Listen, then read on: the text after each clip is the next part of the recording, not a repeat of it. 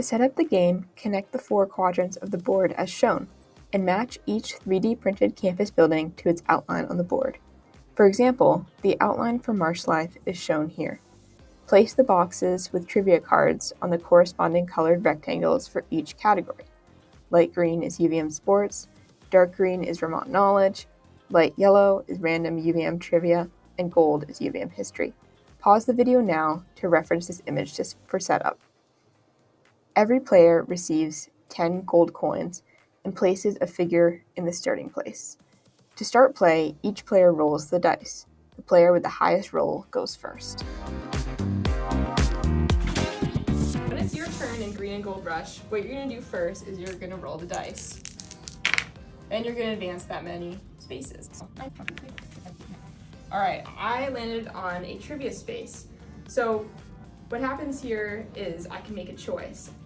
Notice that this says UVM History 4 coins.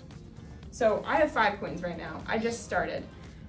I can either pay 5 coins to answer a trivia question, or I can choose to do nothing. Let's say I decide to wager 4 coins and answer a question in UVM History. What I'm gonna do is I'm gonna put my 4 coins here, and now another set of options occurs. What can happen first is I'm just gonna answer the trivia question with no challenge, and if I don't answer it correctly, I'm gonna have to pay 4 coins to the cash, lose those coins, and my turn.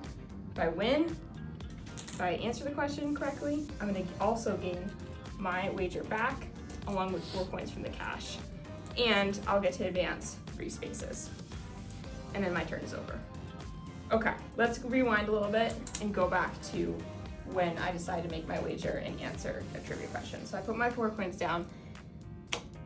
Somebody else can challenge me to this trivia question. So Carmela did right there. So then a player that did not make a challenge is going to read the question, and whoever hits the table first will get to answer first, and if they win, or they answer the question correctly, they're gonna take everything here. Wins will also advance 3 spaces. Another option that can happen is that you can land on Green and Gold Rush.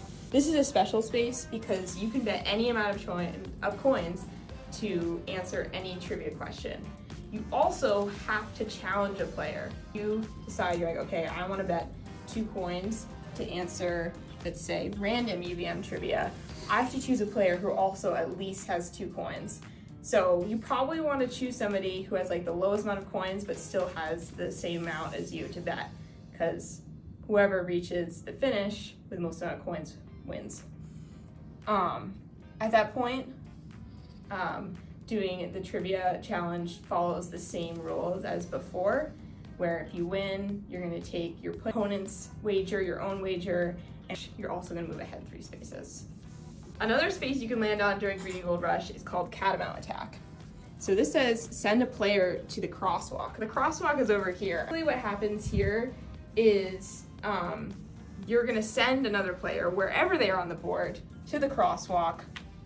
They have to stay there.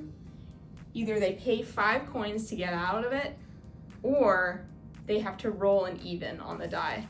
So basically, like when it's their turn, they're gonna attempt that, or they're gonna pay 5 coins. Otherwise, they're just stuck there. If you're stuck on the crosswalk and you finally decide to pay 5 coins or roll an even on the die, then you are gonna go back to the space that you originally were on. These are Cat Claws cards. You can pay 5 coins to obtain one of these at any point in the game if it's your turn. They basically make it so nobody can challenge you during like a trivia game, and you'll be immune from all the Catamount attacks that happen to you. If you run out of coins, you are sent 1 space behind the player closest to start and gain 5 coins. Then you resume play on your next turn. If you have a Cat Claws card, you can sell that back to the cash for 5 coins and can remain where you are on the board. The winner of Green and Gold Rush is the player with the most Catamount coins once everyone reaches the finish. If you reach the end before the other players, you can still challenge them to a trivia question. First player to reach the end gets 10 extra tokens.